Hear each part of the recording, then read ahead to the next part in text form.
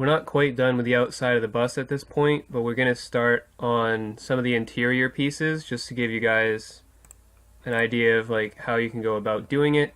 So I started out and made a simple seat. It's obviously missing like the bottom of the seat, but we're going to get started by making, where the headrest is and the back of the seat. It's a pretty simple model just because we want to keep the geometry pretty simple. Our bus is pretty simple in terms of geometry, so it doesn't make sense to make a really high poly seat. It's still decent poly without being, too low poly without being too high poly. So we're going to start out making something similar to this.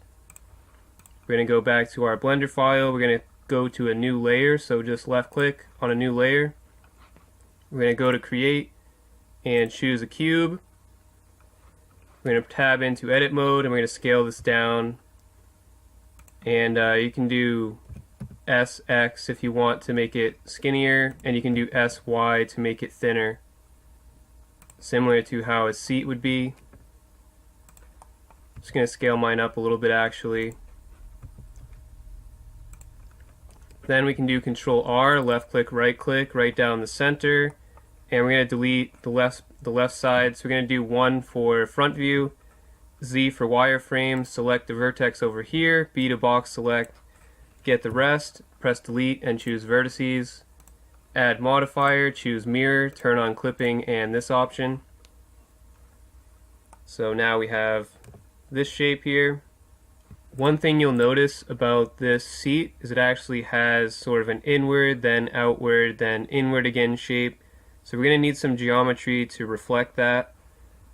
On mine I added in a few extra edge loops. I added in 3 here and then 1 extra one at the bottom. So we're going to do Control R, mouse wheel up twice, left click, right click, and then we can do Control R and left click, right click to add another one here. So we want to alt right click and bring this one forward a little bit, or actually backward a little bit. Then we want to alt right click, alt and shift right click, and bring these two forward some. This will just help to give us that sort of S shape that we need. You can adjust these a little bit if you feel you need to. Then we want to start bringing this backward to curve to kind of fit the back, fit the shape of your back. So it needs to curve backward some. So we want to add in another edge loop here to help us do that. We already have the center edge loop. So we're going to do Control R and then left click, right click, and we'll bring this back some. And you can also bring this one back as well on the Y axis to help to curve this area. I added in an extra edge loop on the outside to kind of maintain the shape on that side because there is kind of this thickness on the outside, so we're going to have to add that in as well. What we're going to do is just do Control R, left click, right click. You can use Q to slide this over if you want, and then we can probably just move the front vertices. So I'm going to select this one, hold Control, select this one, and bring this forward a bit. And it actually gets pulled further back as you get to the top, so these top ones need to be moved back a little bit, and then just progressively move those back slightly, similar to this. And at this point, if you want, you can go to Tools and turn on Smooth Shading. It's not going to look great at this point, but we will work on that as we go. In order to add some more shape to this, I added in some loop cuts going in this direction and then pulled the shape out a bit as well as up a bit to give it more shape on the side and the top. It will add more vertices, so it's up to you if you want to do this, but it looks pretty plain the way that it is now. So we're just going to do Control R, mouse wheel up once, left click, right click. We're going to deselect the top vertices. We're going to do Z for wireframe and do the same on the bottom. So you only want the side vertices here and then just bring them out slightly. And then you want to do the opposite. You want to select all these vertices at the top. So just select one, hold Control, and then select the rest, and just bring these top ones up a little bit, just to give it more shape. So you can see now it kind of looks a little bit better because it's a bit more of a curved shape. And on these, I think I want to bring these over more to kind of match the curvature of this part, so that we have more curvature there as well. And then at the top, I think I'm going to take these and this one specifically and pull it back some and maybe down some to make more of a curve at that point, and then just maybe bring this back a little bit. That's pretty much all I did for this part of the shape, except there was one other thing I did. I tried to angle this a bit, so this has a slight angle in this direction. And in order to do that, I just use the shear ability. And we're going to go to face select to do that. And we're going to select this face, hold control, and then continue selecting faces while holding control until you have the entire side like this. So you should have these three on the side all the way top to bottom. Then we're going to press 1 to go to front view, and we're going to do Alt, Control, Shift, and S, and this will do shear and just kind of angle it a bit so that the bottom is further out than the top, and then bring it in slightly. And you can even do it again and just adjust the angle. The difference between doing a shear and rotate is shear will keep the same Z value. If you did rotate, the Z value actually can change. You see how this point was originally down here and the Z value is now up here. If you do shear with Control, Shift, and S, that will never happen. The Z value always stays the same. So it was over here, now it's over here.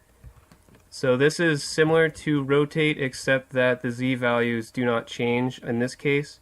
And it depends on your view which value won't change, but in front view the Z value is going to stay the same, and that's what we want in this case.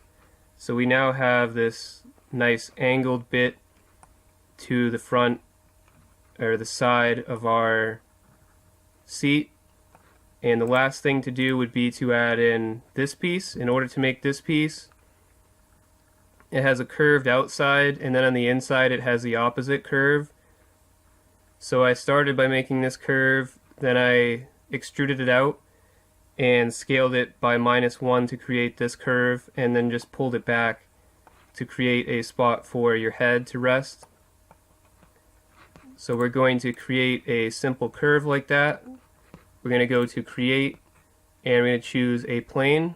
I'm doing this in edit mode, by the way, so make a plane in edit mode. And then I'm just going to bring this out some so that the two vertices in the middle meet together. So just bring it out and then let go. And then we'll bring it back in some. We'll do R, X, and then 90. Press enter, S and Z to scale this down, and then we'll bring this up, make it a little bit smaller, scale it down a little bit more. And we'll just bring this into position relatively. Maybe make it a little bit smaller.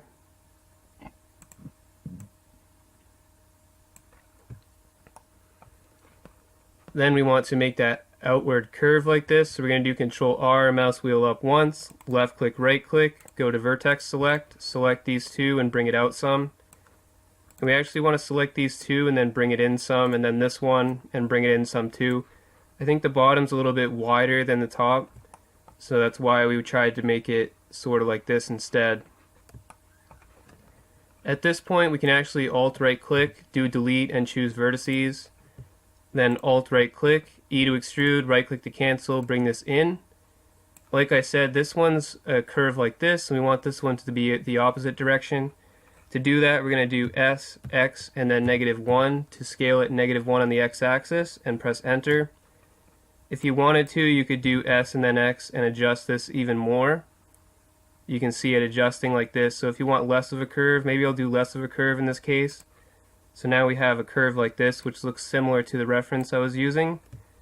And then we'll do E to extrude, right click to cancel, and bring them to the center. And this is a similar shape to the reference. There's a link in the description if you want to look at the picture I was using as a reference. We're going to Alt and Shift right click, and then we'll bring this back to make a nice backward area for your head to rest on. Then we can Alt right click on the center edge and then bring that slightly back again. To give this some thickness, we'll just do Control L to select everything, E to extrude, right click to cancel, and then bring this back some. We also want to do Control L and then Control N to recalculate the normals. In order to give this some shape on the top and bottom, I did some bevels on both the top as well as the bottom. I did a smaller bevel on the bottom with only 2 vertices because that's going to be less noticeable, I think, and on the top I did a 3 vertex bevel. So we'll do that here in our model as well. We're going to switch to edge select. We're going to alt right click, alt and shift right click on this edge here, and then do Control B, mouse wheel up once, and we're going to bevel this area. Give it a reasonably sized bevel. You can do a little bit more than that if you want. And once you're done, just left click, switch to vertex select, and we're going to select these 2, press J, and then these 2 and press J, and that'll keep all quads here. Then do the same on the bottom, just switch to edge select, alt right click, alt and shift right click, Control B, and just do a small bevel here. We'll leave it at 2 vertices, and then select these side ones and press J to join those. So now we have a bit more curvature here. In object mode, you can go to tools, turn on smooth shading, and we're now starting to get a little bit closer to what we're looking for. One last thing again, I added another edge loop to the outside to kind of maintain the outer portion here and give it that extra side. So what we're going to do is go back to edit mode, do Control R, left click, and slide this over some. You can do E if you want to make sure it's even, and bring it maybe this far out. Then we want to select these front vertices, so we're going to select this one, Z for wireframe, hold Control and select these, and we're going to bring this forward slightly. Again, if you want, you can taper off the rest of these, so these top ones can go back some, and this one can probably go back some. And I actually think I want to move some of my vertices a little bit forward again. I think I moved them a little bit too far back, so I'm going to take some of these and just move them forward a bit until I'm happy with it. Next thing I'm going to do is do Control L here, and I'm going to bring these in slightly, and that's going to just make it a little bit thinner. I think I made mine a bit too wide here. Then the other thing you want to do is make sure it's lining up nicely. It's supposed to stick out a little bit on the back, and it's also supposed to stick out a bit on the front. So it's supposed to be a little bit further out than this piece. So I actually think I need to scale mine out a bit. So I'm going to do S and then Y and scale this out a bit to make it a little bit wider. Or maybe even perhaps I think I want to move these in a bit so that it's not so much of a curve here. So just do alt right click, alt and shift right click, and you can adjust this forward or backward depending on what you feel is appropriate. And I think I'm going to adjust my center line just to keep a nicer curve here as well. One final little detail we're going to add to this is we're just going to go to the side here, and actually on the side it kind of curves in, and even on the top it kind of curves in like this. So we can do alt right click, and actually we can deselect these front ones. And we'll do the same here. We'll just alt and shift right click and deselect the front ones, and then just bring this in slightly, and we want to do the same on the back. So we can select these and bring them in slightly, and you can just select one, hold Control and select. That might be a little bit easier. Just keep holding Control and then bring these in some. Then you don't have to deselect it all. We're just trying to add a little curvature to the back part here so it's not quite so straight like it was to begin with. And we're going to probably bring this in a little bit more. And then we want to do something similar to the front. I'm actually going to bring this one out a little bit, I think. That's looking alright. So we're going to do something similar on the front. We're actually just going to bring these back. And bring these back as well. And maybe bring these back a bit more.